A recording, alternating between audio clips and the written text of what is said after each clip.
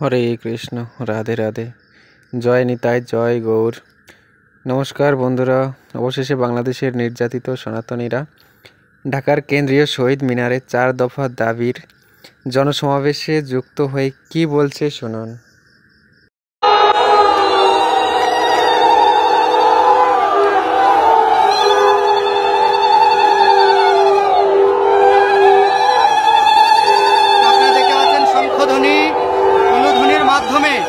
আজকের এই গণসমাবেশের শুভ উদ্বোধন হতে যাচ্ছে, শুভ সূচনা হতে যাচ্ছে।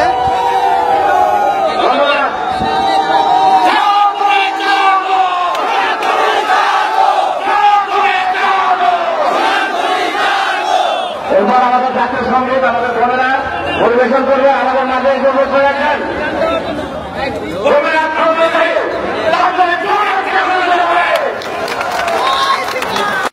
আমার সনাতনের প্রতি বিন্দুমাত্র আর চোখে তাকালে তার চোখ তুলে দিতে হবে,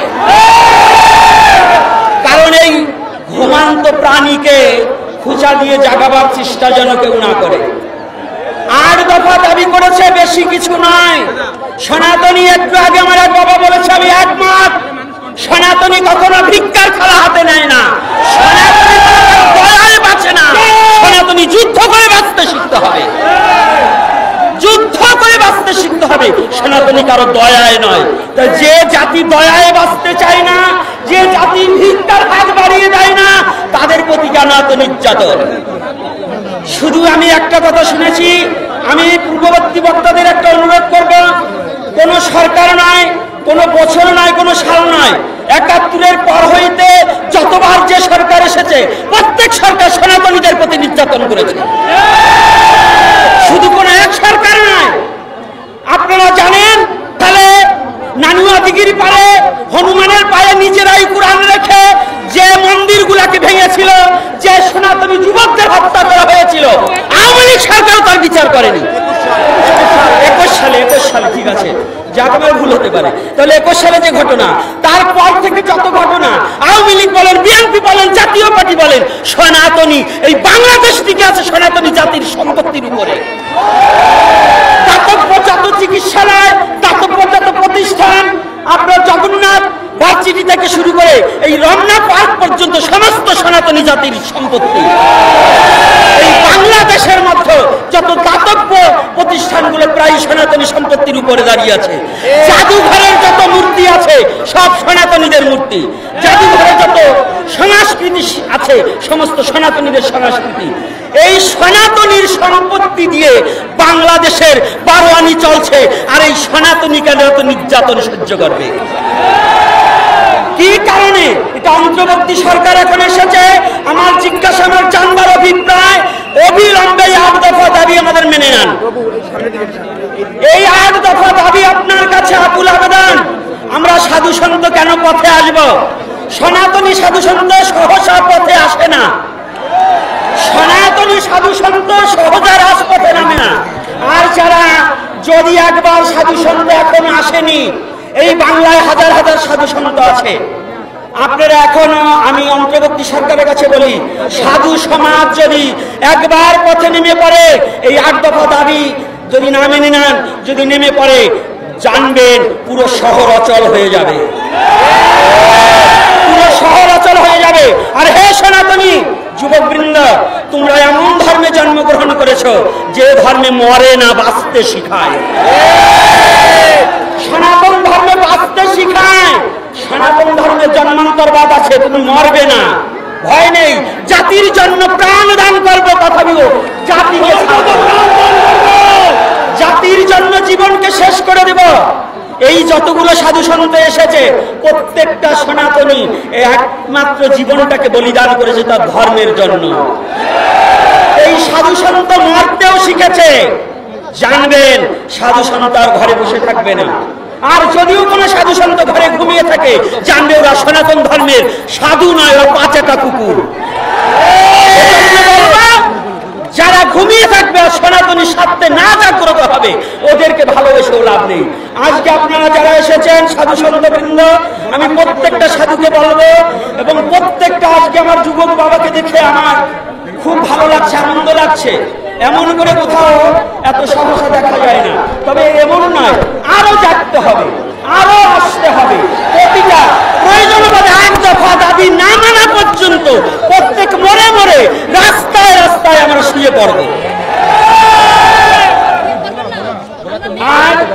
আর একটা কথা আছে, আপনাদের কথা আমি বলবো না, কথা হচ্ছে বাংলাদেশে আমার নলেজে আছে, আমি এর আগে একটা আলোচনা বলে দিয়েছি ইউটিউবে, যদি আমি বাস্তব সত্য প্রমাণ না করতে পারি আমি নিজে ফাঁসির দড়িতে ঝুলে পড়ব। এই যে হিন্দুদের প্রতি অত্যাচার এবং জায়গায় জায়গায় দেবতা মন্দির দখল করা হচ্ছে এবং করবার জন্য যারা উস্কানি করছে, আমি আবদার রাখছি, এই বাংলাদেশ হিন্দু মুসলমান কোনো রেশারেশি ছিল না। হিন্দু মুসলমান পরস্পরে হিন্দু বাড়ির লাড়ু চিরা খেয়েছে অনেক মুসলমান আমার হাতে, আমি 20 জোড়া নারকেলের লাড়ু খাইয়েছি পূজায়। তাহলে আজকে কারা এই বাংলার বুকে কারা এই মূর্তি ভাঙছে, এটাকে তদন্ত করে আইনি নোটিশ দিয়ে এবং এটা তদন্ত করে আইন পর্যবেক্ষণ করে যেন এদেরকে চিহ্নিত করা হোক, এদেরকে চিহ্নিত করা হোক। আর সনাতনী যদি দুবার স্বাধীন হয়, শুধু বারে বারে শুনছি স্বাধীন, একবার 71-এ স্বাধীন হয়েছে, আবার এখন নাকি স্বাধীনের কথা শুনছি। কিন্তু যদি স্বাধীন হয়ে থাকে, হিন্দু কেন পরাধীন, সনাতনী কেন পরাধীন? যদি স্বাধীন হয় তাহলে কি এই দেশের মুসলমানরাই স্বাধীন হয়েছে? হিন্দু কি স্বাধীন হয়নি? সনাতনী কি স্বাধীন হয়নি? তাহলে আমাদের প্রতি নির্যাতন কেন? আর বরিশাল ঘোড়াতে পূজা করতে দেওয়া হচ্ছে না, কারা কাদের নির্দেশে পূজা করা দিচ্ছে না, এই নোটিশটা আমাদের কাছে পৌঁছিয়ে দিন। কারা এত বড় হিম্মত আছে বাংলার বুকে আমাদের পূজা বন্ধ করার? খাচ্ছ আমাদের, পড়ছ আমাদের সম্পত্তি, এখন আর চেয়েছে আতাতে গেলে তোমার বাপ দাদার নামই নেই, আর সেই সম্পত্তি ভোগ করে তুমি আমাদের হিন্দুদের প্রতি নির্যাতন করবে, এটা চলতে দেওয়া যাবে না। এটা অন্তর্বর্তী সরকারের কাছে আমার নিবেদন।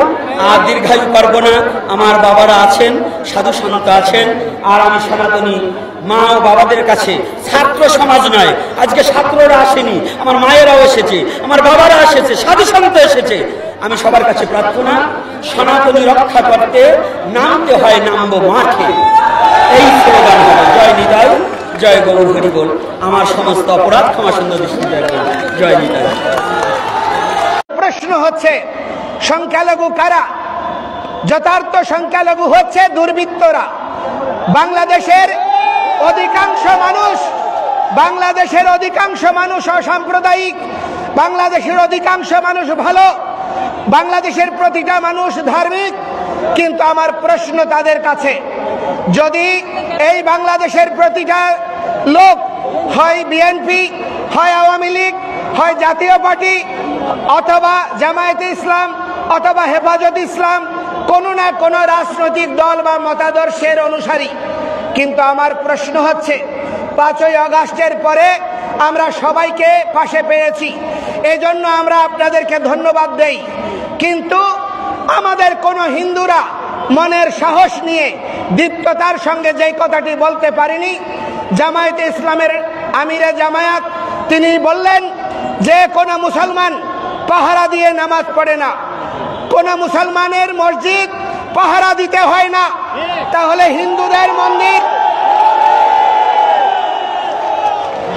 হিন্দুদের মন্দির পাহারা দেওয়া হচ্ছে কেন? আপনারা বলছেন এই দেশে সহিংসতা হচ্ছে না, রাজনৈতিক নিপীড়ন হচ্ছে, তাহলে কেন দুর্গা পূজায় মাদ্রাসা ছাত্রদেরকে নামিয়ে দেওয়ার প্রয়োজনীয়তা অনুভব করছেন? এটার মধ্য দিয়ে প্রতীয়মান হয় এই দেশে সংখ্যালঘুরা কত অনিরাপদ। এই অবস্থার জন্য দায়ী কারা? সংখ্যাগরিষ্ঠ জনগোষ্ঠী, যেখানে কোনো না কোনো রাজনৈতিক দলের অনুসারী, বাংলাদেশের মেজরিটি মানুষ কোনো না কোনো রাজনৈতিক দলের অনুসারী, তাহলে আপনারা কেন দুর্বৃত্তপনাকে চিহ্নিত করতে পারছেন না? আওয়ামী লীগ যখন ক্ষমতায় ছিল 2001 সনের সাম্প্রদায়িক নিপীড়নের জন্য চুপ্পু কমিশন গঠন করা হয়েছিল। বর্তমান রাষ্ট্রপতি তার নেতৃত্বে চুপ্পু কমিশন তদন্ত করেছিল। দুর্ভাগ্যের বিষয়, চুপ্পু কমিশনের রিপোর্ট উনি রাষ্ট্রপতি হয়েও আজ পর্যন্ত প্রকাশ করেনি এবং আজ পর্যন্ত বিচার করেনি। তাহলে বিএনপির সময়ে যেই সহিংসতা হয়েছে তার দায়িত্ব পালন করেনি আওয়ামী লীগ। আওয়ামী লীগের আমলে হয়েছে আমাদের ঐক্য পরিষদ সহ সমস্ত সংগঠনগুলো কুমিল্লার তথাকথিত গডফাদারকে নির্বাচনে নমিনেশন না দেওয়ার জন্য বলেছিল। আমরা আন্দোলন করেছিলাম, প্রতিবাদ করেছি, তাদেরকে নমিনেশন দেওয়া হয়েছে। সেই দুর্বৃত্তপনার বিচার আজকে যদি রাজনৈতিক দায় এড়াতে চায় তাহলে বিএনপি, জামায়াতে ইসলাম, আপনারা যারা আছেন ক্ষমতায়, তাদের উচিত ছিল প্রথম 5টা বা 6টা কমিশনের সঙ্গে 21 সাল থেকে অদ্যাবধি যে সহিংসতা হয়েছে, যে নির্যাতন হয়েছে, হত্যাকাণ্ড হয়েছে, তার জন্য কমিশন গঠন করা। তাহলে আমরা বুঝতাম আপনারা বাস্তবিকেই সংখ্যালঘুদের প্রতি আন্তরিক। সেটি তো আমরা দেখিনি। আপনারা সংবিধান সংশোধন করতে চান, আমরা বিরোধিতা করি না। রাষ্ট্র যদি সামগ্রিকভাবে জনসাধারণের প্রয়োজনীয় মৌলিক অধিকার প্রতিষ্ঠার জন্য সংযুক্তি দরকার হয় করেন, তবে সেখানে আমরা শুনলাম কালকে সেই কমিশনে হিন্দু প্রতিনিধি দেওয়া হয়েছে। আমাদের বক্তব্য হচ্ছে আড়ালে লুকোচুরি করে আমাদের পাহাড়িদের মধ্যে একজন উপদেষ্টা নিয়োগ করা হয়েছে। এই উপদেষ্টা তিনি পাহাড়িদের উপর যখন হামলা হয়েছে বক্তব্য এসেছে তার, আমরা তাকে কৃতজ্ঞতা জানাই। কিন্তু আমাদের যে হিন্দু উপদেষ্টা হলো আজ পর্যন্ত কোনো মন্দির পরিদর্শনে যায়নি, কোনো ক্ষতিগ্রস্তের পাশে দাঁড়ায়নি, হিন্দুদের স্বার্থে, সংখ্যালঘুদের স্বার্থে কোনো বক্তব্য দেয়নি।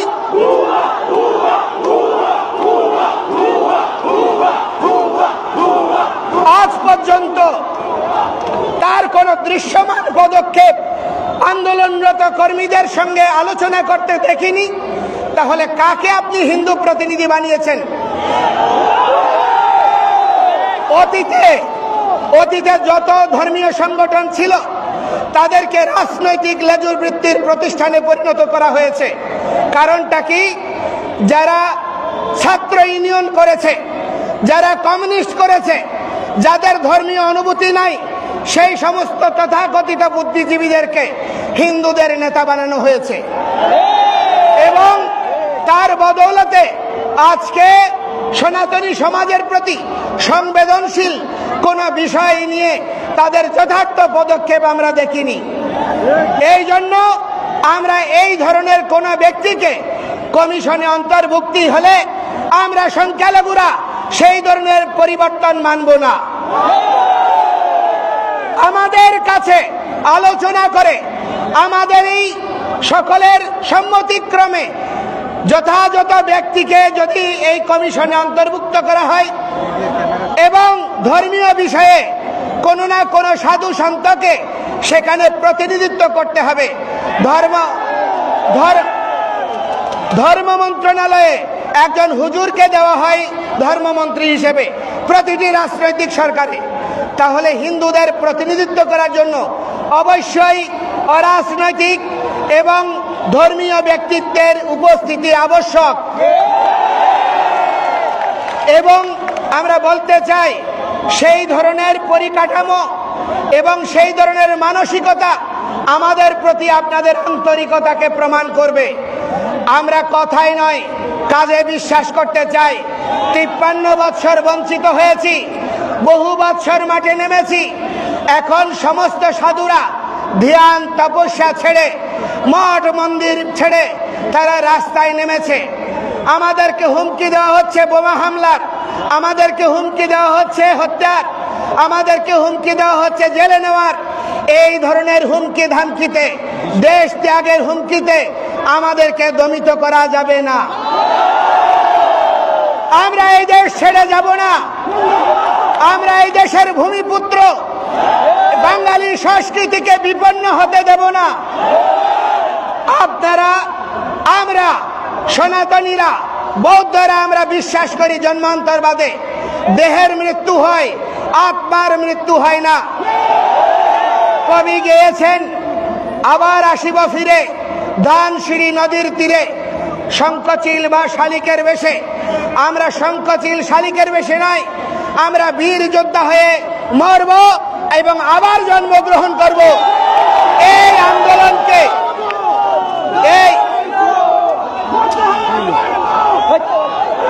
এই আন্দোলনকে